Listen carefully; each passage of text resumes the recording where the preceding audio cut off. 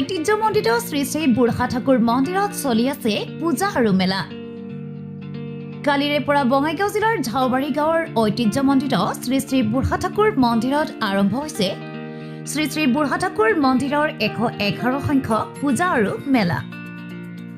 হেজাৰ হেজাৰ ভক্তৰ সমাগম হোৱা এই পূজা আৰু মেলাত যোৱাকালি পূজা সমিতিৰ সভাপতি বাবুলাল ৰায়ে পতাকা উত্তোলনেৰে পূজাৰ শুভাৰম্ভণি কৰে। তাৰ পাছতে স্মৃতি তৰ্পণ অনুষ্ঠানত অসমীয়াৰ প্ৰাণৰ শিল্পী জুবিন গাৰ্গলৈ শ্ৰদ্ধা নিবেদন কৰা হয়। আজি ভাগৱত পাঠ আৰু সন্ধিয়া স্থানীয় শিল্পীসকলৰ দ্বাৰা সাংস্কৃতিক অনুষ্ঠান অনুষ্ঠিত হ'ব। কাইলৈ ভেৰভেৰীৰ বাপসকলৰ দ্বাৰা থিয়নাম পৰিৱেশন আৰু সন্ধিয়ালৈ মা লক্ষ্মী মিনি থিয়েটাৰে নাট পৰিৱেশন কৰিব। আনহাতে পূজাৰ অন্তিম দিনাখন আইসকলৰ নাম পৰিৱেশন আৰু সন্ধিয়া সমন্বয় মিনি থিয়েটাৰে নাট পৰিৱেশন কৰিব। শ্ৰী শ্ৰী বুঢ়া ঠাকুৰ পূজা আৰু মেলা সমিতিয়ে সমূহ ভক্তপ্ৰাণ ৰাইজৰ উপস্থিতি আৰু সহায় সহযোগিতা কামনা কৰিছে। নমস্কাৰ। আমাৰ ঝাওবাৰীৰ শ্ৰী শ্ৰী বুঢ়া ঠাকুৰ মন্দিৰৰ পূজা আৰু মেলা যোৱাকালিৰ পৰা আৰম্ভ হৈছে। যোৱাকালি 10 বজাত ধৰ্মীয় পতাকা, স্মৃতি তৰ্পণ, শ্ৰদ্ধাঞ্জলি অনুষ্ঠান, জুবিন গাৰ্গৰ প্ৰমুখ্যে এই বছৰত আমাৰ গাঁৱৰ পৰা যিসকল কৃষক সংঘৰ পৰা আঁতৰি গৈছে তেওঁলোকৰ নামত শ্ৰদ্ধাঞ্জলি আমি অনুষ্ঠান পাতিছিলোঁ। সেইটো সম্পন্নৰ পিছত সন্ধিয়া নাম প্ৰসংগ কৰে আৰু অধিবাস যিটো নিয়মভিত্তিক আমাৰ অধিবাস অনুষ্ঠিত হৈছিল।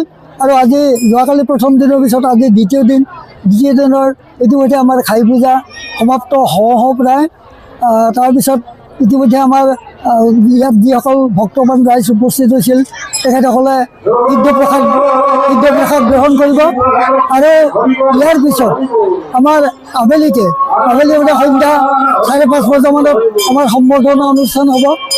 আৰু সেই সম্বৰ্ধনা অনুষ্ঠানত আমি এই প্ৰতি বছৰে HSLC ফাৰ্ষ্ট ডিভিজন পোৱা ছাত্ৰ ছাত্ৰীসকলক আমি সম্বৰ্ধনা জনাওঁ আৰু যিসকল গাঁৱৰ বয়সস্থ লোক তেখেতসকলকো আমি সম্বৰ্ধনা জনাওঁ। তাৰ প্ৰতি এটা উল্লেখযোগ্য আমাৰ দিশ আছে। এইবেলি আমাৰ ঝাওবাৰী গাঁৱৰে কল্পজ্যোতি ৰায়ে তেওঁ অসমীয়া বিভাগত ডক্টৰ ডিগ্ৰী লাভ কৰিবলৈ সক্ষম হৈছে। তেওঁকো আমি সেই চেগতে সম্বৰ্ধনা জনাম।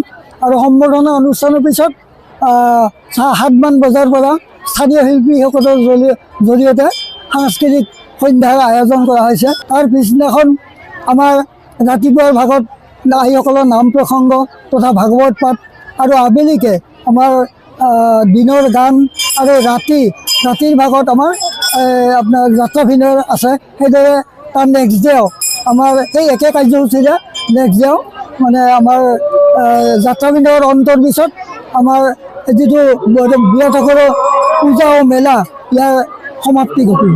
অনুষ্ঠানটো এই যে আমাৰ এই 3-4 দিনীয়া কাৰ্যসূচীতে সেইটো 1915 চনৰ পৰা আৰম্ভ হৈছিল আৰু এতিয়ালৈকে আমি 111 বছৰ অতিক্ৰম কৰিবলৈ লৈছোঁহি। আৰু এই সকলো অনুষ্ঠানতে আমি সকলো ৰাইজৰ সুন্দৰ সঁহাৰি পাইছোঁ আৰু আশা কৰোঁ আজি যেনেকৈ সঁহাৰি পাইছোঁ, যোৱাকালি যেনেকৈ সঁহাৰি পাইছোঁ, অহা কাইলৈ আৰু পৰহিলৈ আমি সমগ্ৰ ৰাইজৰ সঁহাৰি পাম।